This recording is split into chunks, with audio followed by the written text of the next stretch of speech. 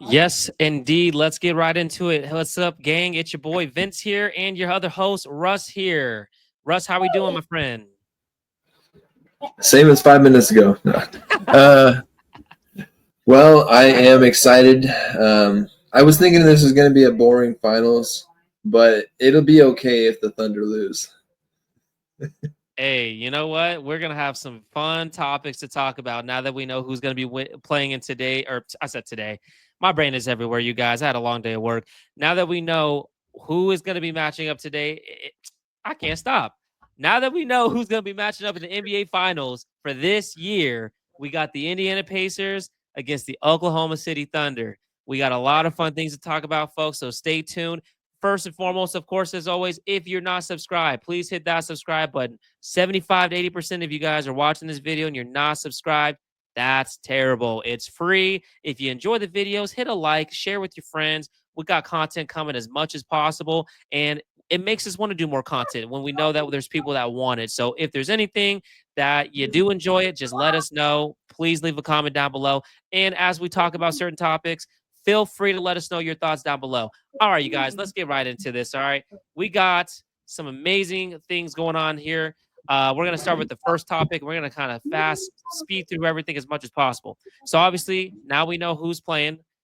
That zoom in was crazy, bro. We got the Indiana Pacers who just finished winning in Game 6 against the New York Knicks, making their first NBA Finals appearance since 2000. And then we have the Oklahoma City Thunder, who was able to win in just 5 games in their home court in Oklahoma. First time making the NBA Finals since 2012, when the KD, Russ, and Harden led Thunders made that finals against LeBron James. We all know what happened then.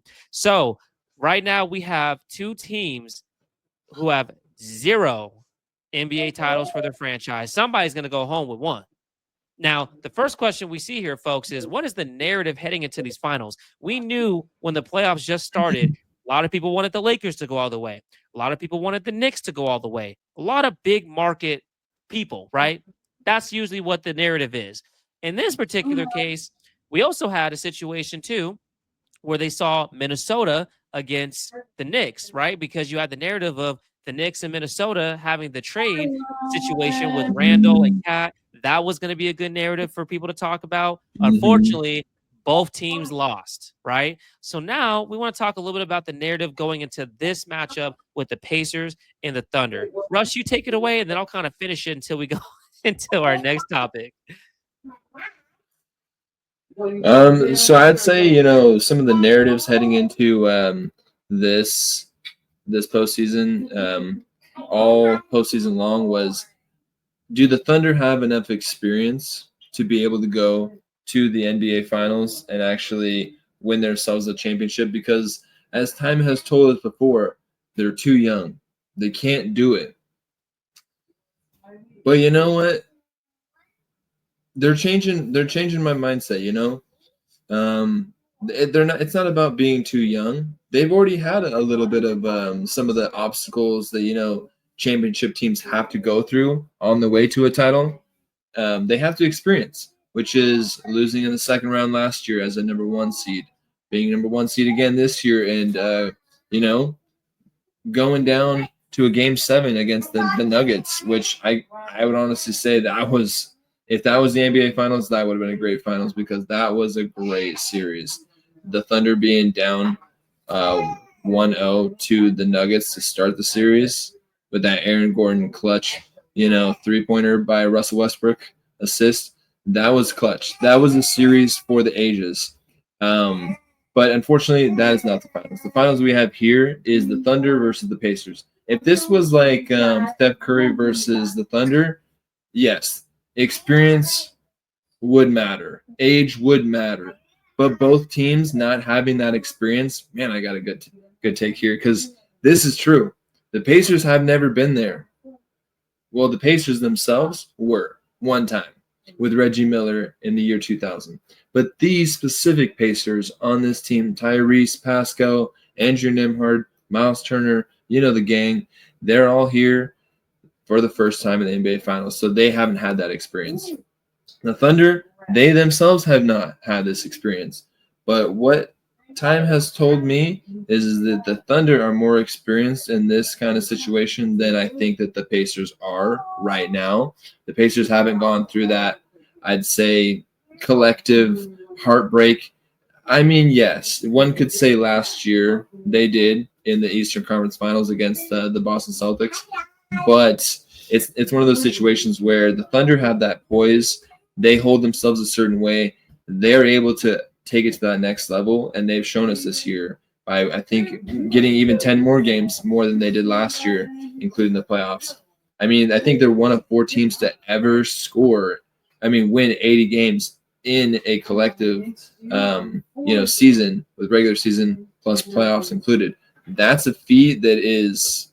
It goes to show you that not anybody can do it, and this isn't just any other season for the Thunder. The Thunder, in my honest opinion, are the ones who have more experience, and we'll see. I mean, if they end up losing, then it's definitely going to be interesting to hear. Oh man, Thunder #1 seed again, but they can't do it. They can't close it out. What's your opinion? Yeah, real quick, man, because that was that was a good take right there, my brother. What I will definitely say, just to piggyback off that, and then I'll quickly go into mine. Don't you agree? And let me know in the comment section down below, folks.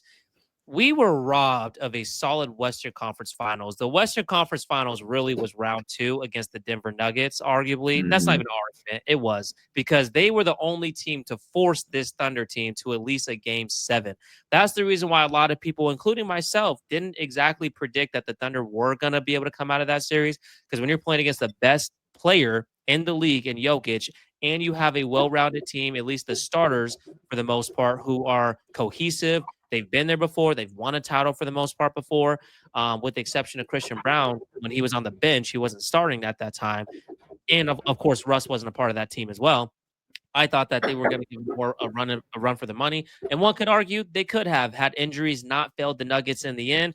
We might not be seeing this. But at the end of the day, the Thunder are the better team. They are the most healthy team, the youngest team. As we've heard, they're the youngest team to make it to the finals at this point, which is amazing. My narrative for the Pacers, at least, before we go into the next topic, is very simple. It's very, very simple.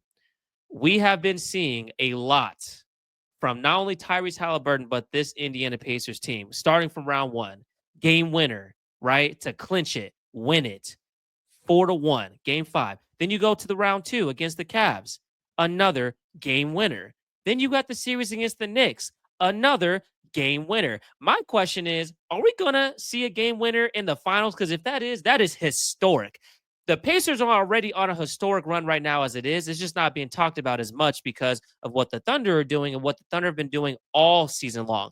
The Pacers had not really done much in the regular season, unfortunately. And so because of that, and by the way, when I say that, I mean they still had a 50-win season, but apparently a 50-win season doesn't mean anything, according to the experts and whatnot. There was only so many teams that got it to at least 50 wins and above. The Pacers were one of them. So they've been disrespected all year long, all playoffs long. They were constantly the underdog. Then you have Mr. Tyrese Haliburton, basically, again, his narrative, we all know, being told that he was overrated, and he is having a all-time playoffs in this year of 2025. And I just think he has another level to unlock. Will he be able to unlock that? Going into the finals, we'll see. But we do know for sure that they at least have the stable player on their roster and Pascal Siakam, who did take home that Eastern Conference Finals MVP. And I think that you need an experienced player like that on your team. When we talk about experience, that's another thing to talk about too. Yes, the Thunder are more experienced or gaining more experience, but Pascal has actually made it to the finals before and he won the finals. We can't forget that. So having a leader like that on top of your starting point guard, huge bonus for the Pacers. I do think that we're in for a treat. My goal here is to let us get to at least a game 6, if not a game 7. That right there would be a dream scenario. All right, you guys, just going into the next topic. This is a very big one, right? Which team's bench is better? We've seen some amazing and elite play from both teams' bench. From the Thunder, we have Alex Caruso doing his thing. You got Isaiah Joe with his timely shots. You even had J Dub or Jay Williams, the other Jalen Williams, the bigger, thicker one, that comes off the bench playing the 4 or the 5. He's contributing every now and then as well. And then obviously you got the Pacers, right? You have his name is always Andrew Nembhard. No, he starts. I'm talking about Benedict Mathurin. Me and you always do this, bro.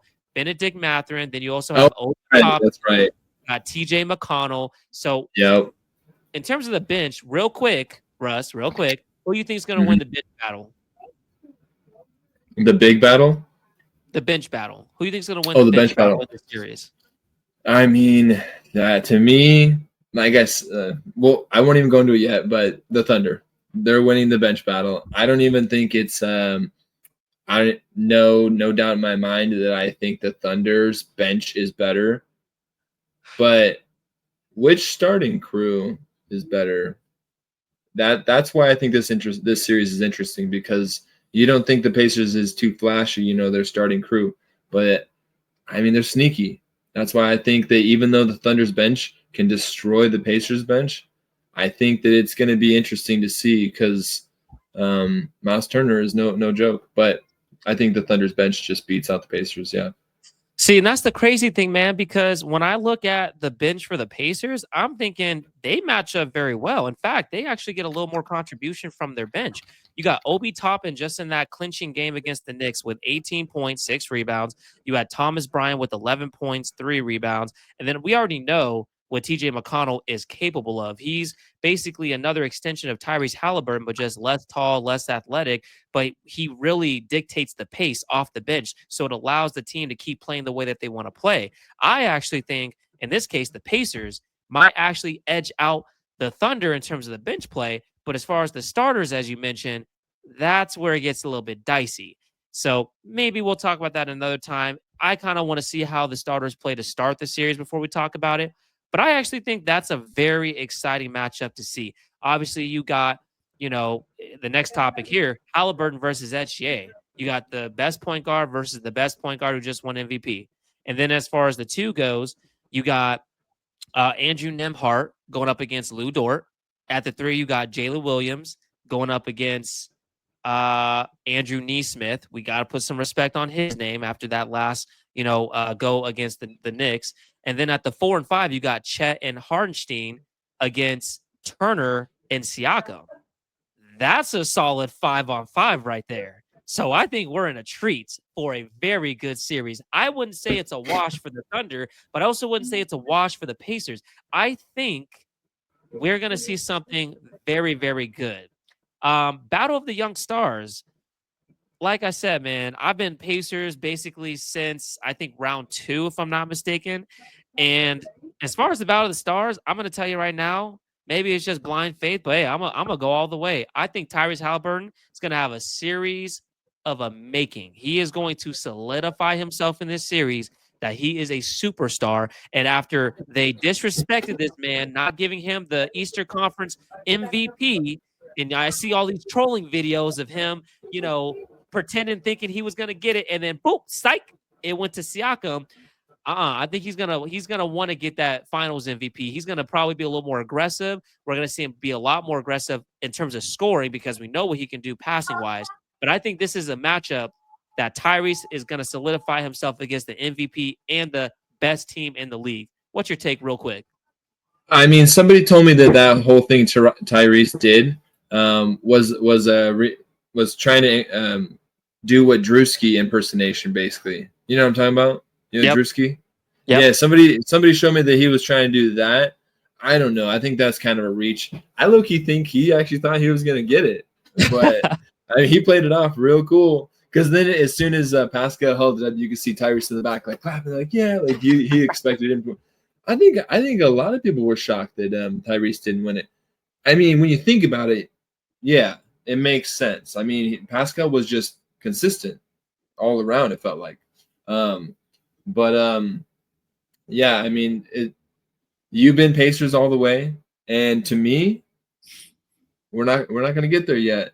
But I guess, did you already make your final prediction? We might as well, man. We might as well.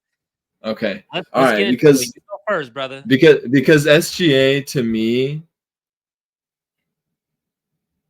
he doesn't have to play lights out like Haliburton has to if he wants to win this series. I think Haliburton has to not beat out SGA in scoring, but has to have a more impact on the floor than SGA does. So like you said, you've been Pacers all the way. I am going to be Thunder, I'm going to pick the Thunder. I want the Pacers to win. I don't think that they can. That's the thing is heart over facts. And you know how crazy it'd be if the Pacers won the year that literally everybody in the NBA votes Tyrese is overrated. It's like, bro, like, what a season. They call you overrated, then you win a chip. Like, talk about having a chip on your shoulder.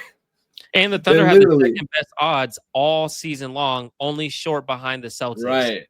Right. That'd be pretty unfortunate because how many of the teams who ended up getting 80 wins at least combined in a regular season and playoffs combined didn't win a chip? I know the Bulls did. I know the Warriors in 2016 didn't. But we're not gonna talk about that. But so you got Thunder and you got Thunder in what? How many games? I got Thunder in. Dang, man, that's tough. I'm gonna go with Thunder in 6. Thunder. Oh wow, Thunder 6. Okay. You said you wanted to go at least 6 games. And I wanted to give it to you. It's not about what I want. It's about what you want, brother. You believe in your pick because remember, there's I change believe in your it. Picks I believe in it. Injury. I believe in it, and I still believe that the Warriors would have swept the Wolves if Curry was there. Just saying that's a different day. All right, man. Well, hey, listen, man. Like I said, sometimes there's a fairy tale story ending for certain teams, right? Either way, it's a win-win for both of these small market teams. The fact that these teams are able to make it to the finals is a win in its own, but there can only be one winner, one person to take that Larry O'Brien trophy. I, of course, believe that is the Pacers. I think that the Pacers are going to shock the world. I think that the Pacers are going to, in some ways, I don't want to say dominate or handle the Thunder, but I think that the Pacers are going to surprise a lot of people. Don't be surprised if they actually go into OKC in one of these first 2 games and get one. We've seen them do that against the Bucks. We've seen them do that against the Cavs. We also seen them do it back-to-back games in New York. All games that they were underdogs. This team thrives being the underdog. So I'm going to ride all the way with my dogs. They are going to take the finals. And I'm going to say it's going to be in 6. You got Thunder in 6. I got Pacers in 6. Y'all let us know in the comment section down below. Who do you guys got winning the championship? Do you got the Thunder? And if so, how many games? You got the Pacers? How many games? We want to hear your thoughts and opinions down below. But that's going to be it for today's episode. As always, it's your boy, Russ and Vince, here giving the content. If you enjoy the video, hit a like down below. Subscribe if you're not already. Turn those notifications on. We're going to get a lot of good content out there for you guys, especially with these days in between where there's no games. Trust me, we know it's tiresome. We love basketball. We wish we could watch it every day, but unfortunately, now that the finals is here, there's days in between. So other than that, you guys stay safe. God bless. And as always, salute. That's a wrap for today's episode of the Russ and Vince Courtside Podcast, where we bring you the hottest NBA moments, discussions, and everything in between. If you like today's show, hit that like button, subscribe, and turn on those notifications so you never miss a Courtside Podcast again.